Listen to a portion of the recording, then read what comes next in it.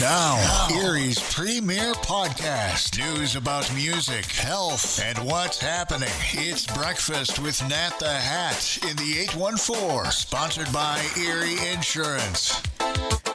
Well, Happy New Year, LECOM radio listeners. Welcome to 2024 and podcast number 11 of Breakfast with Nat the Hat in the 814. You know, one of my New Year's resolutions is to continue to keep informing you on what's happening in and around the 814. The list of guests on my podcast continues to grow daily, and I'm grateful to the WMCE team for their help and guidance as my life circle continues to grow with people who make a difference, who care about our community, and who will make a better world for you and me. And, you know, just to recap over the holidays about the team, it was delightful to share the microphone with our local legends, Lou Baxter, Johnny Holiday, the Commander, Dr. Denny, Bill Page, the ladies at LECOM, and, of course, the magic behind the polka show, Bob and Alice. Well, my first guest in the new year, and she looks so lovely in a hat, too, is Executive Director of the Mercy Center for Women, Jenny Haggerty. Jenny, welcome to the podcast. Thank you. I'm excited to be here today. Well, you know, since my return to Erie in 2021, I have seen incredible growth with your organization. So let's catch up. Let's give the folks your background in the 814. Were you a Ben's girl? I graduated from St. Ben's in 1983. Absolutely. And where did you go to college? Were you a... Gannon University. Nice. So I was a couple years ahead of you. And that's why I didn't know if you were a Benz or Villa girl. I knew you were one or the other. Well, 30 years ago, back in 1994, the vision of Mercy Center for Women became a reality with the Sisters of Mercy. Let's update our listeners on the history of this great organization. Absolutely. So first and foremost, thank you for having me on your amazing show today. I look forward to great conversation. And the Mercy Center for Women was established in 1994. Sisters of Mercy really went into the community and were very thoughtful about what was necessary for women and children. And in 1994, obviously, the geography was a little different, but they had a very small and humble home on the lower west side where there were 5 bedrooms where they welcomed women with children who were either fleeing domestic abuse, in addiction recovery, or they were homeless and looking for a safe place to stay, warmth, food in their belly, and opportunity to grow. So here we are 30 years later. I was going to say, you're on your anniversary. We're on it's our an anniversary, yes. 30 years later, continuing the vision of the Sisters of Mercy and hopefully doing the good work and the vision that they sought out all those years ago. Well, I've seen some great stats on a billboard in downtown, like I believe it's 12th and Green Garden. Correct. Tell me, because I've read some of them and they are amazing. Talk about those stats. The stats they represent who and what we are at the Mercy Center for Women. And there is no perfect solution to homelessness or making sure that someone doesn't relapse back into addiction. But what we can do is provide individuals with the opportunity to grow through body, mind, and spirit, and to receive the education. So, for example, we have GED classes now. So if somebody would come to the Mercy Center without their high school diploma, we are now providing them that resource, right? Jobs. And that is something we take great pride in. 86% of the clients that we house are working either a part-time or a full-time job. And I think most importantly, what we thrive on is since 2017, 0% of the clients that reside at Mercy Center for Women have returned to the streets. And I believe that says a lot about the program and about the relationships that we have been able to establish with them. Absolutely. That's solid information to know that they're doing great things out in the community and you've changed their lives. That's why I'm calling the show Miracles, because you have given these women a miracle, a chance to get back on their feet and be able to be great in our community here in the 814. When did you first become involved with Mercy Center for Women? March 23rd, 2017. So you go back to where you were looking at Holy Rosary, correct? We started looking at Holy Rosary in 2019, but I was just getting my feet wet, understanding, and there, again, I don't think anyone can fully understand homelessness, but I was taking the time to learn, boots on the ground, partner with some great organizations to bring it full circle. So 2017, and had my first woman making history right out of the saddle. So ever since then, just been trying to move the dial and do what I can to provide opportunities and homes for people who are well deserving of them. So let's go back to 2017. You and the sisters are looking over the Holy Rosary School. How did that all come to be then? So when I first started there in the fall of 2017, at the time, Father John Jackal was the pastor of Holy Rosary Parish, and they had a school that they needed to sell. GCAC was leasing from them, but the services had changed. Sure. And Father John came over and had a conversation with me about what would it look like if the Mercy Center for Women became a campus and offered additional housing. Well, I'm about 6 months into my job. I'm just learning about Mercy Center and the transitional living program. And it was conversations with, the board of directors, with the Sisters of Mercy, and with, great community leaders and members that brought this full circle. COVID hit 2020. We had purchased the school. We were maybe 2 months into our construction. And probably within 2 months, we were able to get back on track. And in March of 2023, we opened our doors not only to housing, but also to incredible partnerships. That's the other thing, too. The ribbon cutting ceremony was in March. That was in June. And just to see, you have a gymnasium. There are so many things. Tell me about all the things under that campus roof. Absolutely. So we have 13 two-bedroom apartments that are completely furnished. We have our Dress for Success Erie program. I love that program. Yes, that is there providing the career suitings and the job readiness for individuals. We have our GCAC program with GED courses along with digital literacy. We have our Daily Threads, which provides consignment shopping, real nice and simple outfits, but for very, very reasonable pricing. We have a fitness center. We have a community room with art options with Antonio and Sarah Howard. Nice. We also have a relationship building with AHN St. Vincent for a primary care, potentially looking at behavioral health, along with Sarah Reed, which we're very excited about, and Second Harvest Food Bank. Yes. With our satellite office. Pantry, it's yes. absolutely amazing, and we're offering those healthy options, and they're with us once a month. They're there once a week now with us, and we've just watched that grow since October. So partnerships drive, I believe, the result in what we hope and want everybody to be doing in this community. Collaboration is so very important. I love about the different classes that are available. So what you're saying is you do have like a computer room too. Yes. Very nice.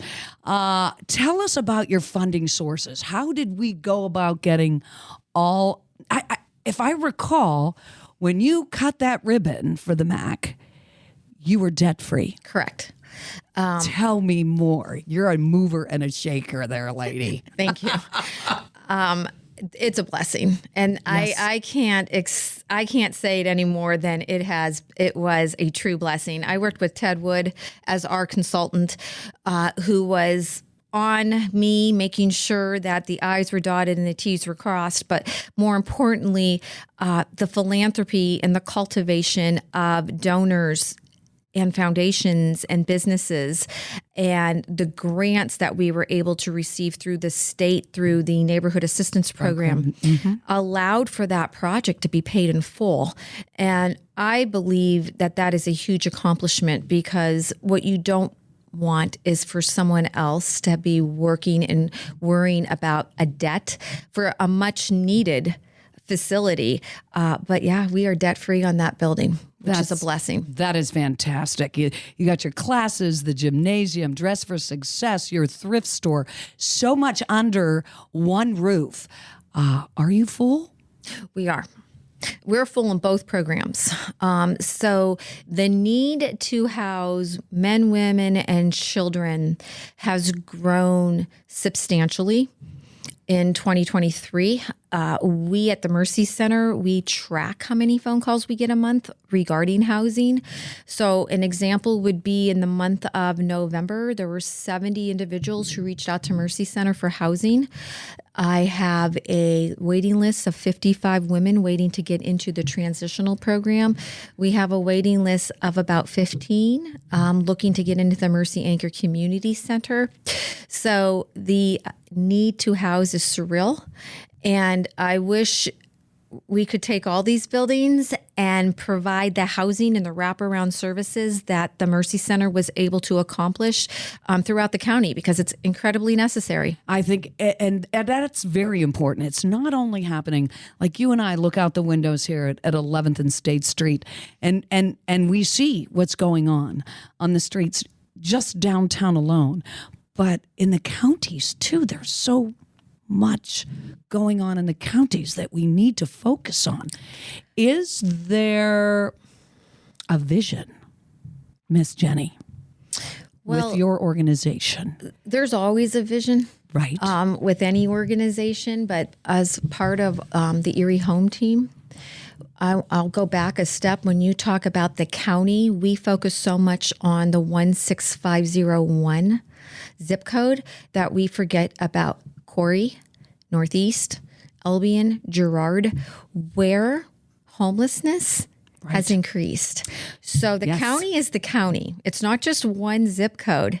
It is several zip codes that we need to pay closer attention to and get the right people working together to expand the services to reach more people.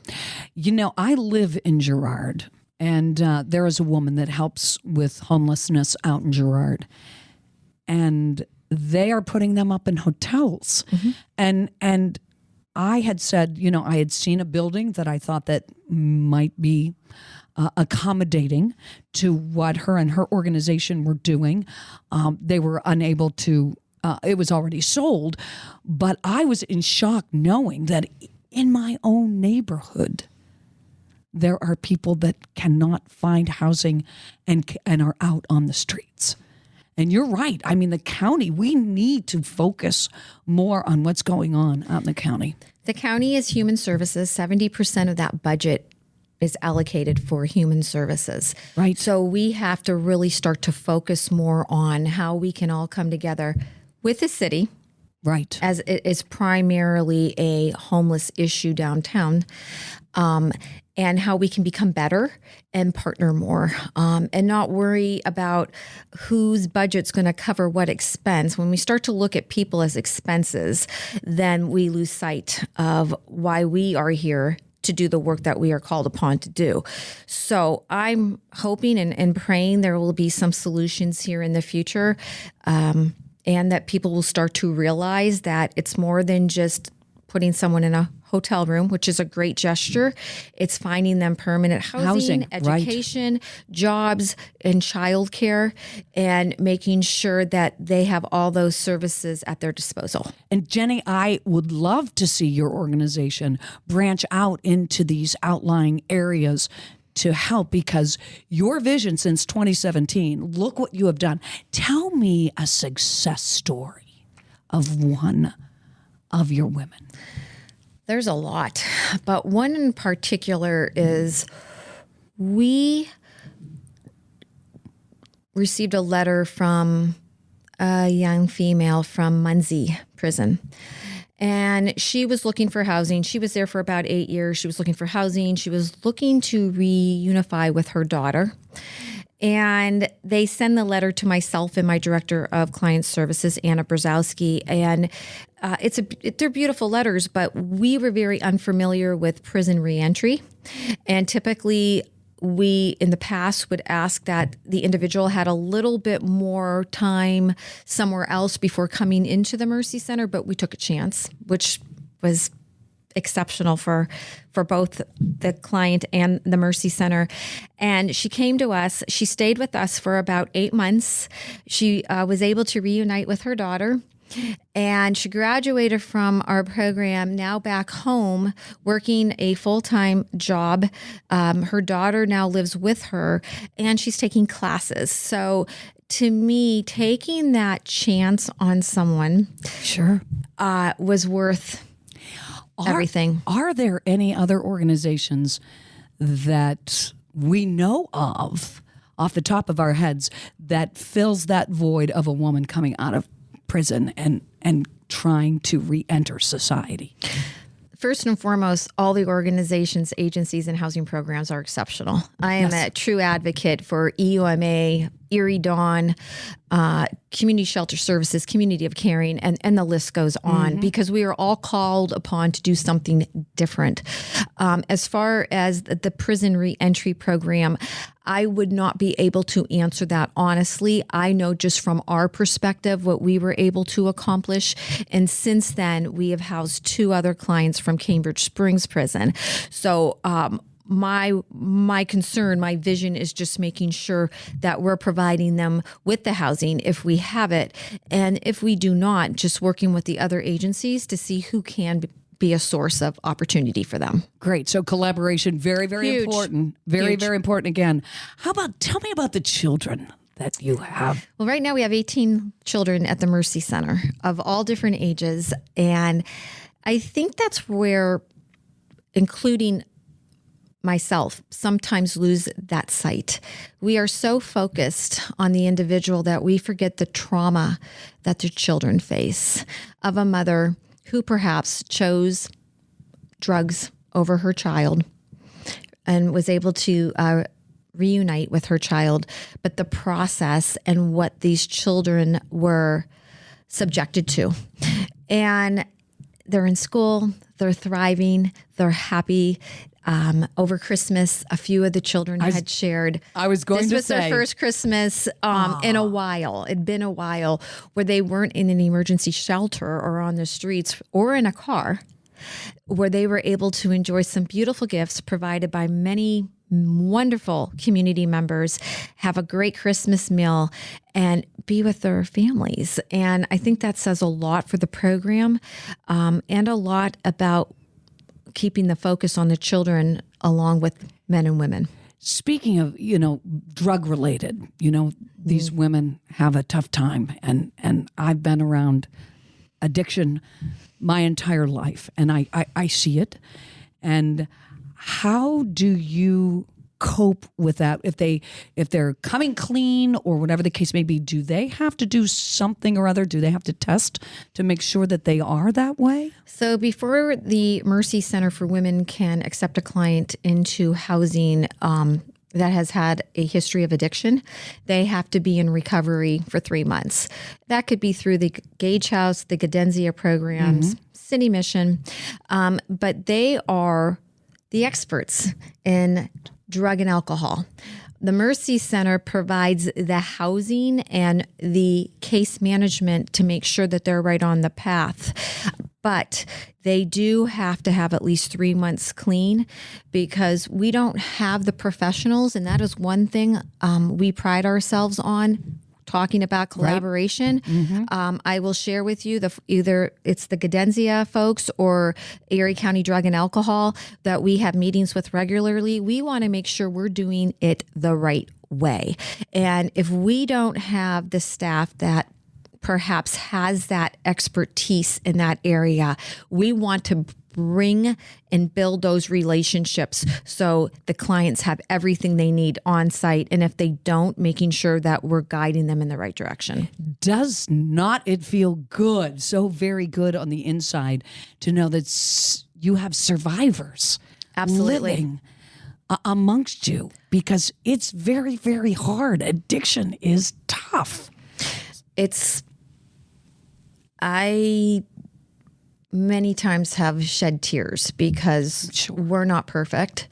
And over the course of my leadership, I have opened the obituaries and I have seen where a former client has passed on, and it rips me in 6 different directions. There are times that I think to myself, could I have done something differently? All we can do is provide them with open arms, open door, an opportunity to grow. But addiction is a serious concern in Erie County. Yes, it is. Fentanyl, of course, really twisting its evil ways throughout the community. But I believe with partnerships and having the right people involved, we're doing good stuff. Yeah, absolutely. So I know that, it's Mercy Center for Women, but I hear you've got men now. We have men in the Anchor building. It's just amazing because, again, we're living now in a society where men need housing too. It's Right. not just about females leading their household, but there are males that are doing the very same thing. So in our Anchor building, we have a few gentlemen who are tenants, and they are dads, and they are working, and they are thriving. And it feels good to see that. Sure. A little different. Here I am saying I went to St. Ben's. I was in an all-girls school. So when you had a male teacher, you were like, whoa, where did he come from? Right? But it's a good feeling to know that when it's time to branch out and recognize that everybody deserves a home. Everybody deserves a place to stay. So right now you are completely full. So and your waiting list is long. Waiting list is long. We are full. And I think, my case manager called me right before the holiday. And again, these stories happen throughout the community, where a young woman had delivered her child on December 23rd. Baby had to stay overnight, obviously stay a little longer than mom. There were some complications, but that mom was ringing our doorbell looking for housing without her child, because her child was still an inpatient at one of the local hospitals. But how do you handle that? Because if you are full, and so is everybody else, because we go through coordinated care entry, ECCM, 814 shelter. And the same message is, there's no room here. There's no room here. We know that there's a need. This young mother took it upon herself, with child still in hospital, to on foot. If she came to the Mercy Center, I'm guessing she went to a few other places as well. Hopefully, whether it's the Mercy Center or someone else, we're going to be able to find warmth and security for her and her child. So let's talk about just downtown primarily right now with everything that's going on. So there are a lot of people, they have a bed overnight and then they're back out on the streets during the day. And I know that, the mission of the Sisters of Mercy was to house these women and to help them and get them back on their feet. But what do we do in 2024? What can we do? We open up the floodgates and Yes. let some of the American Rescue Plan monies out the door. And let's really start to look at what are the real issues facing Erie County. And start to really wrap our heads around them, and maybe have conversation with Infinite Erie and what their plan is. I do know that from the Erie Home Team that there is a consultant who has studied, the housing initiative and the lack of, but how do we move forward? And as you know, when I came in to the studio with you, one of the first things I did was look right down State Street, because that is where the issue is. That is where homelessness is. And Erie is doing such a fabulous job providing beautiful buildings and opportunities for growth. However, it's also the home of these individuals. And some individuals do not want to be housed for whatever reason. Right. And when you do have the overflow shelters or the emergency shelters, there's only a certain number of people they are able to accommodate.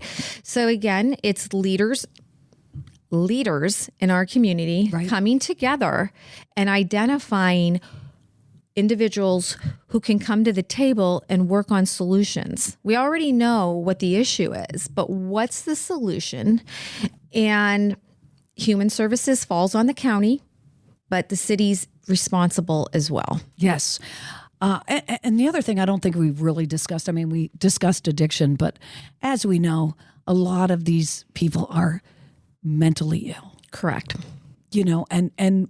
And where do they go get that help? I mean, there are several different, agencies, and I'm sure you've collaborated with some of them as well. But that's very difficult to know that these people need mental help. Yes. Their mental health, I would say 90% of the clients that reside at Mercy Center are working with a blended case manager, either a Sarah Reed, a Safe Harbor, or Stairways.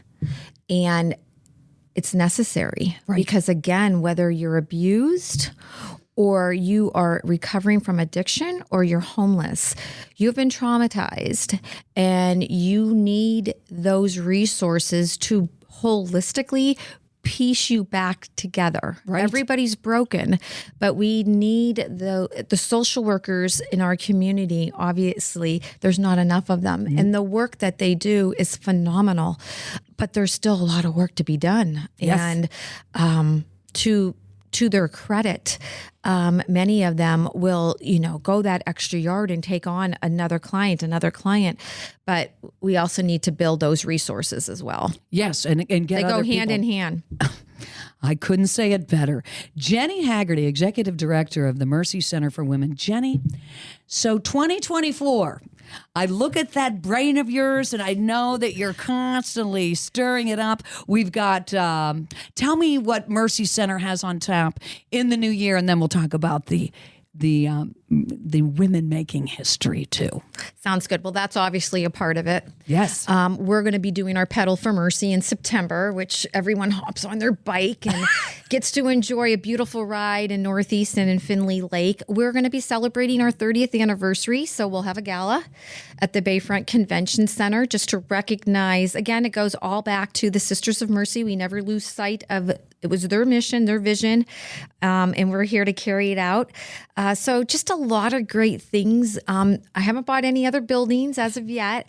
I never push that to the side, though, because my mind's always going in 6 different directions. Sure. But just a lot of really wonderful opportunities and a lot of events just to continue to partner and build those great relationships.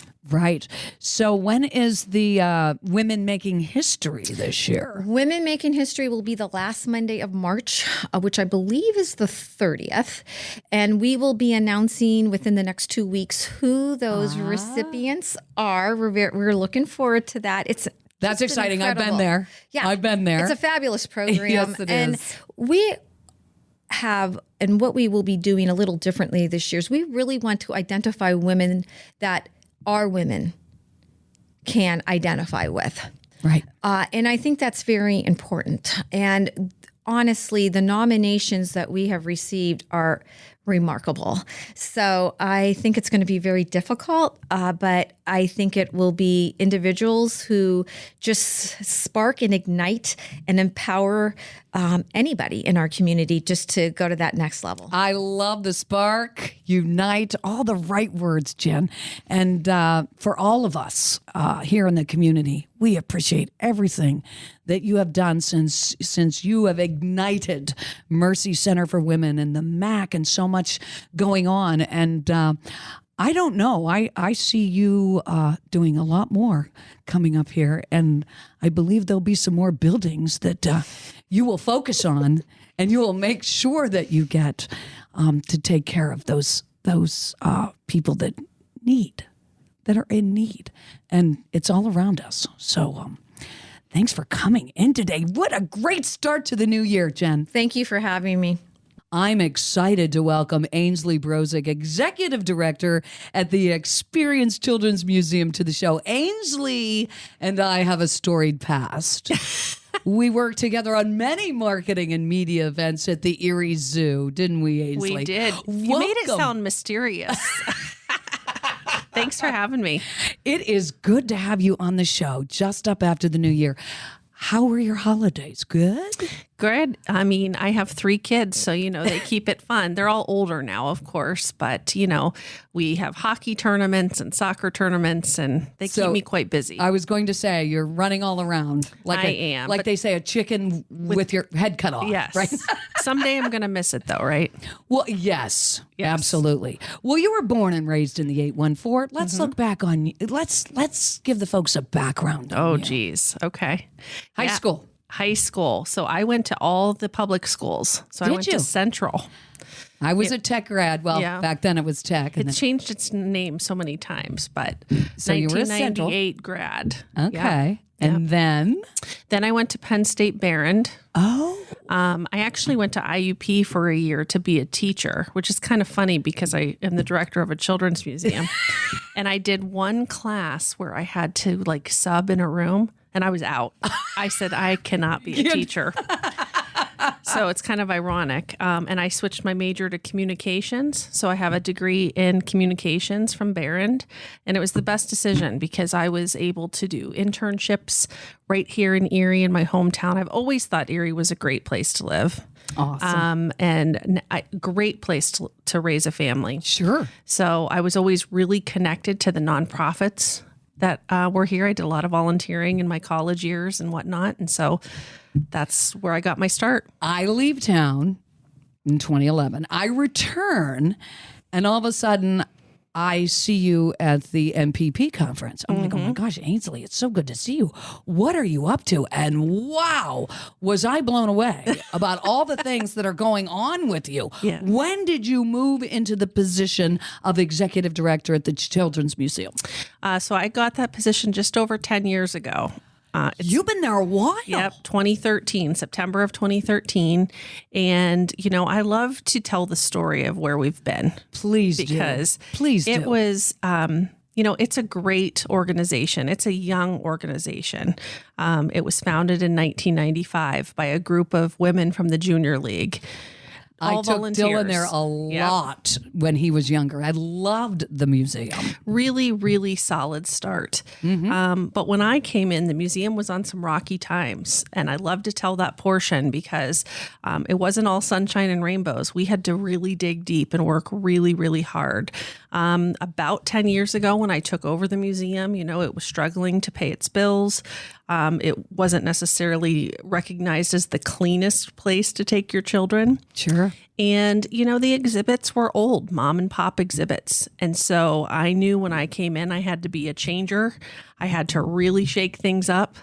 Thank goodness it was that time of my career where I was ready to do it and, empowered to change. And I thought, you know what? There's only one way to go but up. It really can't get much worse. Right. So we just kind of took off from there. And now here, 10 years later, we're in a brand new $19 million building. Well, $18 million building. And are you still fundraising for that building too? Yeah. Okay. Which is a little confusing to people. So the project is $18 million. We have raised that. However, with any project, things come up. We're dealing with a building. For those of you that are familiar, our building is historic. It's next to the old Puffer Belly. What is the name of that building? It was the Boston Store livery. Yes. Yes. Okay. So it was built in 1906. Has great bones, but really odd other things, Sounds like me, girl.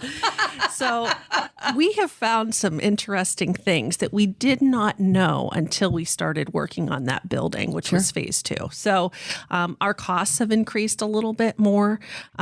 We also got some state funding from the state of Pennsylvania, and that takes years to get that money. Years. So you have to get a loan to bridge the gap. The gap. And so we are still fundraising to cover those two major things. Some things we found in the building, and then, of course, the bridge loan. So our goal is 19. When did the project begin to refurbish that entire building? So, well, we built the 2-story addition first. Okay. And that started in March of 22. It took a year. Okay. Yeah. We just started on the old livery building in roughly June, July of 2023. So we'll open that exactly almost a year in 2024. We're hoping for May. You're hoping to have that ribbon cutting ceremony in Correct. May. How exciting that it's taken 10 years, Ainsley, to get to this next level. Now, I know that you couldn't become a teacher or whatever, but really the museum is a teaching experience. Did you go to other museums to see? Give me some background on I mean, you know me well. getting knowledgeable. You know me well enough to know that I love to meet people, love to talk. Sure. Right? I'm not shy. So I have made friends with, we're part of a network of children's museums of about 300 in the United States, but also internationally. Wow. So I have director friends all over the country, and I work together with a lot of them saying, hey, what are you seeing in your museum that the kids like? Or what's a great exhibit? I went and visited probably a dozen museums that are kind of the best in the country to kind of pull what works, because you don't really have to reinvent the wheel. We know the concepts, and then we can kind of tweak them for our city and our town. But most children's museums have a water table, right? So we have a water table, but ours is focused on Erie. Many have a town. We have a town, and ours is called My Erie. So you kind of know what concepts work and then kind of adapt it for your museum. So I know that since, you've been working at the museum, you have also talked to other museums and brought them up to speed. Like that's great stuff. Yeah, there are, we used to be considered such a small mom and pop museum, right? And now museums in other cities are looking at us like, wow, look at Erie. 10 years ago, right? They saw, maybe 20,000 people a year and sold maybe 330 memberships. And now they're seeing 150,000 people a year. And they have sold, 2,000 memberships. So they're kind of looking to us for advice. And I love that because I think we're not in competition. We're in different cities. And so I love to help as many of those museums as possible. In fact, some of our older exhibits that were in the other side that you remember with your son, the cave in particular, went to a small museum about 8 hours away. And they are just loving it, and it lives on for other kids. Ainsley. So for all the grandparents out there listening, because we're all at that age, not you yet, but we are, for those planning a trip, what can they expect when they come into the museum? Tell me more. Well, so I always like to tell people we do have parking across the street. That's your first stop. There is a lot across the street. It does fill up quickly. That's just the nature of the beast. But there's plenty of metered parking around. So you want to make that accommodation right away. You can also pre-register for some events and tickets online. Might save you some time on busy days. That's a good point. But when you come to the museum, you will see our currently right now phase 1, which is a 2-story addition. It probably will take you about 2 hours to go through with your little one. So you want to allot that kind of time. There's a floor above where you enter and a floor below, and they are wildly popular. They are home to our town, which is My Erie, which features about 10 different little shops for the kids to play in, including an auto shop, a pet vet, The vet. a farm. You can milk a cow. Nice. Did you ever do that on the radio? I don't think so, but I just got an email from the Boys and Girls Club about kissing a pig, so I got to get back to them on that. I'm not sure what's going on there. Of course, the grocery store. People love the grocery store. There's a diner and a Warner Theater and a nursery.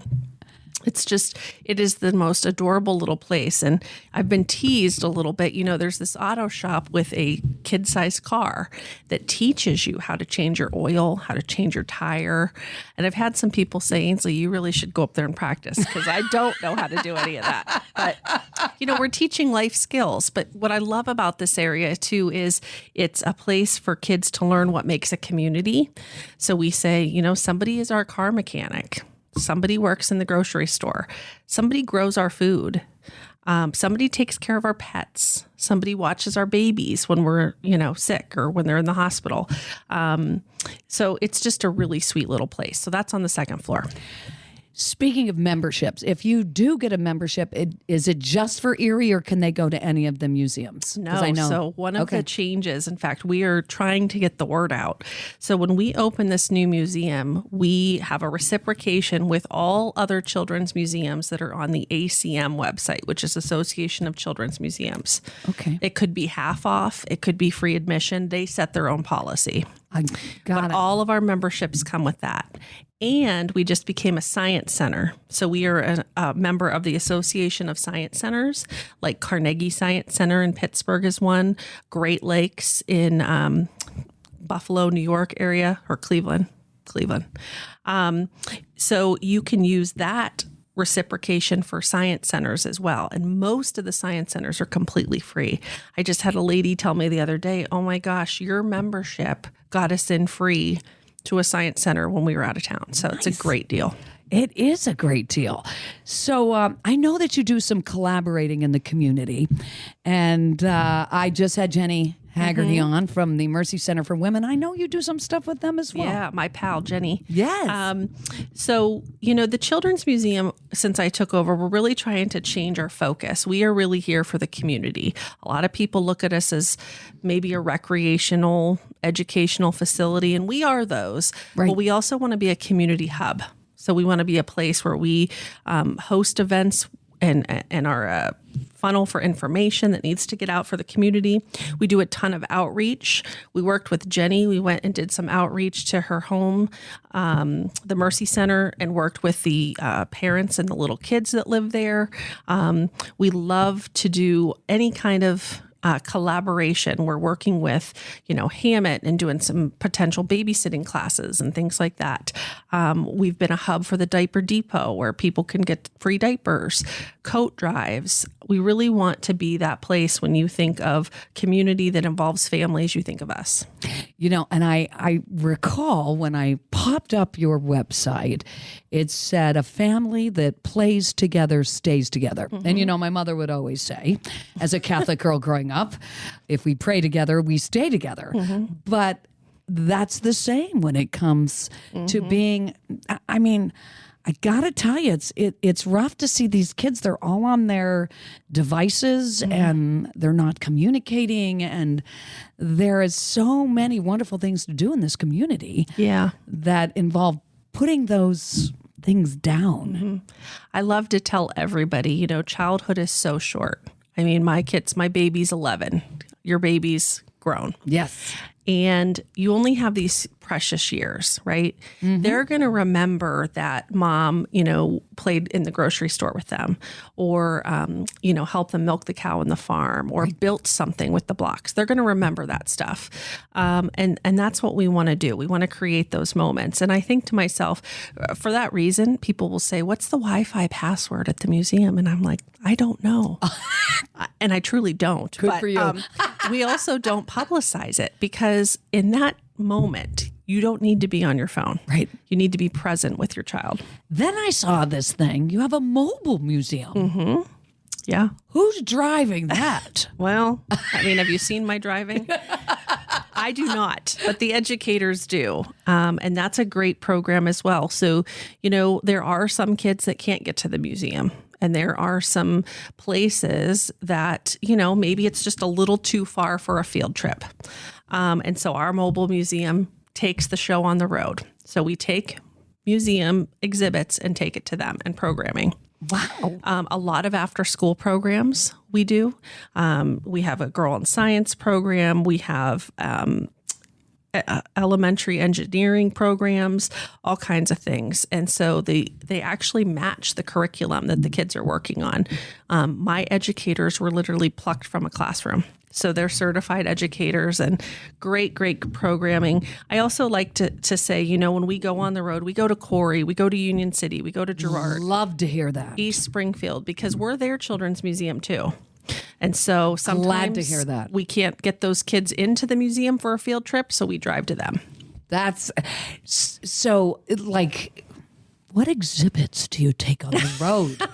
Well, I'm curious. The van is huge. It's funny, I saw 'cause it. we actually could use a bigger one. I don't think they really make a bigger one, and I don't know if I want the educators parking like a half a semi. But so we take something called rigamajig, which is kind of like nuts and bolts and big wooden planks and things. And the kids have to use their imagination, and they can make things like a car. They can make a castle. It's all about problem solving and working together.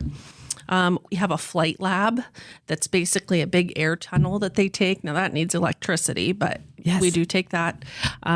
We have almost like a marble run, but a big magnetic run that we take. And then a lot of the engineering programs are all like, kits. So each kid would get a kit, and the educator walks them through. And then at the end, they have a takeaway to take home to mom and dad and tell them about the experiment or what they learned. I'm so glad you're reaching out to the communities like that. Ainsley Brozig from the Experience Children's Museum. In the last 10 years, I am just jazzed to hear what you have done with the museum itself. And membership, what does it normally cost for a year's membership? Yeah, so our membership system, we changed it because no two families look the same, right? So there's no membership that fits everybody perfectly. So you can kind of build your membership. There's a membership for 2 people, 3 people, 4 people, 5 people, and it goes up from there. Okay. The base is $125, but remember that covers if you go to science centers or other museums as well. Yes. And then we do offer a discount for anybody with a Pennsylvania Access card. There is a membership for families that have that card. They can get a discount. And we also have that discount for admission too. When is your busiest time? I'm sure would we say the summer months? Well, tourists, lots of tourists in the summer, but this week between Christmas and New Year's, we were averaging about 900 people a day. Yeah. Incredible. Yeah. That's great news. Yes. So I think there's still people wanting to check it out. They're saying, well, we should wait till the new parts open. Well, it's all new right now. It's just going to double. So come both. Come now and then come to see the other side. I'm excited to hear about the grand opening of the new building. And you said it's like $18 million that you've million. raised. How long did it take to do that? Just over a year and a half, close to 2 years. We did start during COVID, so we had that slow start. But the community has been so generous. When we built this completely debt-free, so the admission cost and the membership cost, we're not passing on any costs. That's just to keep supporting the programming and stuff that we do. We were able to get a Pennsylvania RCAP grant, which is a redevelopment grant bond for $5 million. We received a Erie Community Foundation transformational grant for $3 million. So that's 8. And then $10 million was all individuals, companies, private donations. That's great to hear. How about gift cards? If I wanted to get a gift card for a family, we can do that. Yep. We are all high tech now. You can book your birthday party online now. Ooh, because we have a new website. It's kind of like we reinvented ourselves. It was a lot of new all at once. I'm not going to lie. I get it. New logo, new website, new building, new exhibits. We didn't take anything with us. New staff. We added so many staff. But I really am proud at how far they've come. They have weathered the storm. I mean, we have been crazy busy and they've done great. So it just shows that the community is going to support us and keep supporting us. Your hours of operation, when? So we are open in the winter. Our months are a little different. Okay. So we are closed on Tuesdays and Wednesdays. That's when we do some deep cleaning projects. But Monday, Thursday, Friday, Saturday, 10 to 5. and Sundays from 1 to 5. Ooh, so you do have a Sunday day, We do. Yes. 1 to 5 o'clock. Yes. Ainsley, anything else that you need to tell us about the museum that our listeners would be really jazzed, hop into a car and come downtown? Well, I will say that there are exhibits in this new museum that you will not see anywhere else. They are custom built for Erie. The water table in particular is the second largest in the country, built all about Lake Erie. Price tag, you want to guess? No, $2 million. $1 million. $1 million just for the water Just for the table. water table. But it's an investment and we'll have it for 50 years. And it's very focused on Erie. And the second largest in the country. In the country, yes. Someplace in San Antonio, I think, has the bigger one. Darn them. But we'll take the second largest. That's worth mentioning for sure. And then we have a ship climber that is patterned after the Niagara. You'll never see anything like that in another children's museum. So we really tried to be purposeful, be proud of our city, be proud of our community. And those are the exhibits that you'll see. Well, I love your mantra: explore, imagine, play, create.